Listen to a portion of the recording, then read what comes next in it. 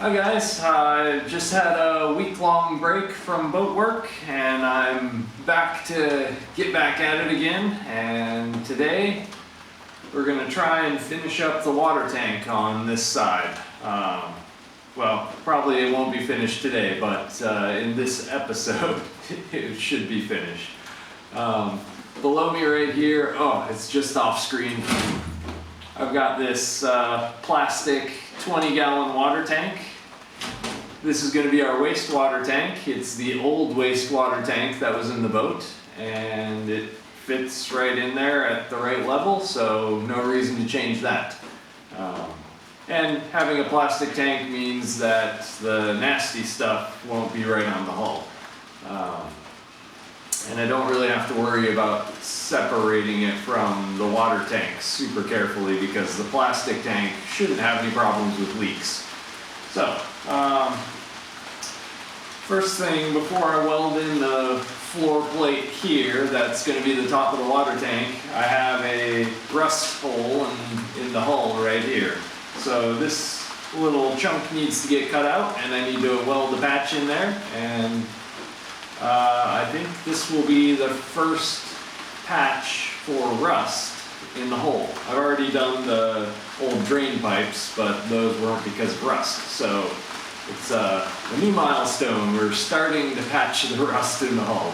So yeah, let's get to it.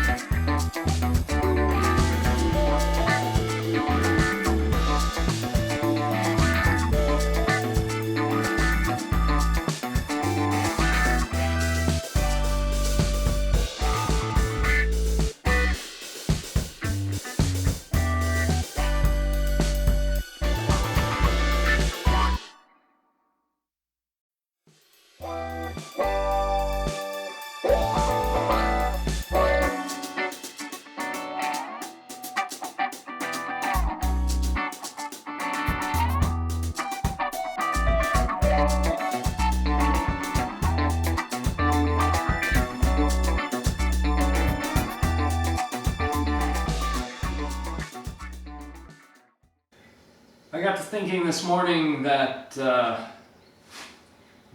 water tanks here need baffles inside of them. And the baffle I was planning on making out of fiberglass. So if you don't know, a baffle is just a plate with a small hole in it, so that fluid won't rush back and forth. So if you're going over a wave, or if you're tilting side to side, if the water was sloshing back and forth in here, this could be, 800 to 1600 pounds of water sloshing back and forth. And that could cause, some serious instability. The baffles prevent that from happening because they only have a small opening, and that stops a lot of water from moving. So the plan was to have fiberglass baffles at each one of the ribs. But then I started thinking, well, the work to do that is just a little bit less difficult than making an entire tub shape in here. And then making a fiberglass lid isn't that much extra work on top of that. Then I don't have any issues with corrosion for bolts that would go through to hold the lid on.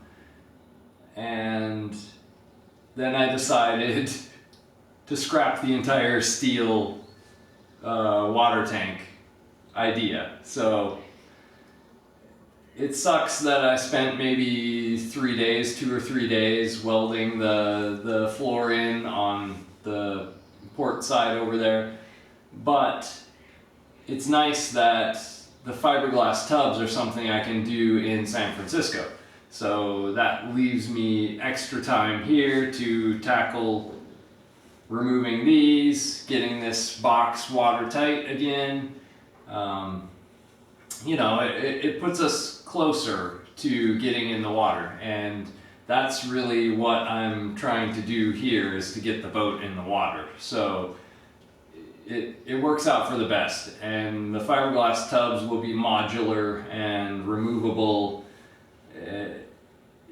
Each one works, has its advantages and disadvantages, and sometimes it takes you a little bit of time into a project to fully consider all of the ups and downs of each method. So the steel water tank would have worked, no doubt about that, but the fiberglass tanks will be easier for me to make in San Francisco, and I think they'll probably last longer with no maintenance. I am concerned that water will get trapped underneath them in the bilge, and it will be hard to remove them, so inspecting the hull down here is not going to be that fun of a thing to do, and that will need to be done regularly.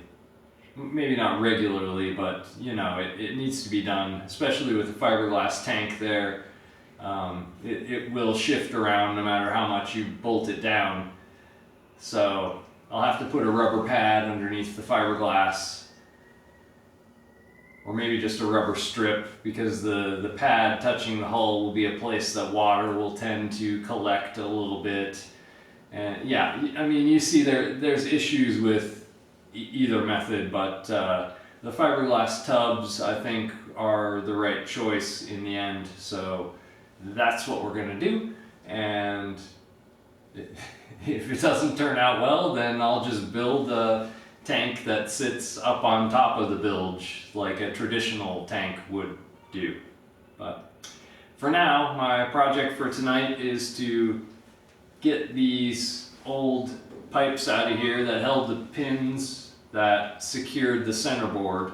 Since we're not using this method of holding the centerboard from wobbling around inside of the box anymore, they can go, and that's a little more challenging than it seems. Getting these cut out is not that easy because of the ribs here and the pipe that sticks out so far.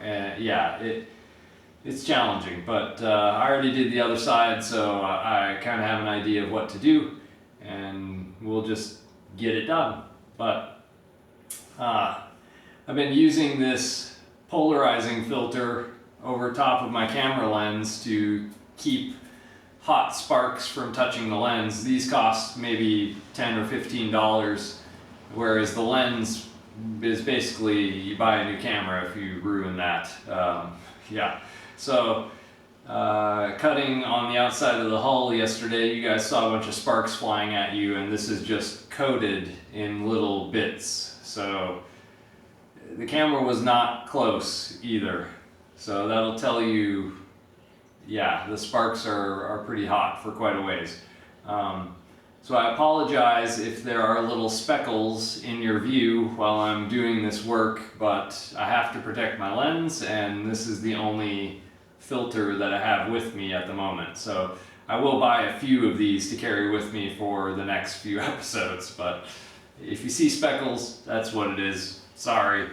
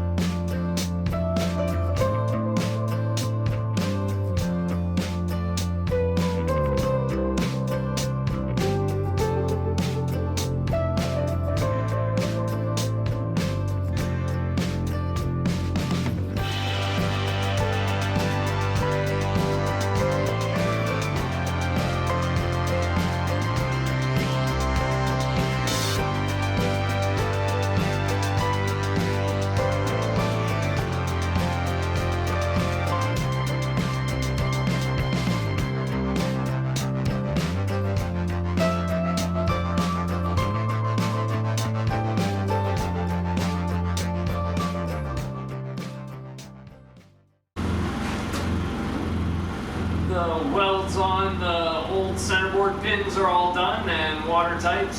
You can see that I had one or two little spots where the soap bubbles popped up, and you know, I did the best I can, but I can't get to the back side of these to weld them very easily, so it's hard to get the continuous weld on both sides. And yeah, but we did fine, and they're watertight now. Well, I decided to cut this episode a little bit short. It was getting kind of long, and the next segment is just about as long, and I didn't want to cut anything out of that. So this is going to be it for this episode. But next episode is going to be all about painting. And I know Lee is very sad that she didn't make it out to do painting, but there's still a ton of painting to do, and she'll have her chance, and I'm really hoping that she gets to do all of the painting. So yeah, thanks for watching, and we'll see you guys next time.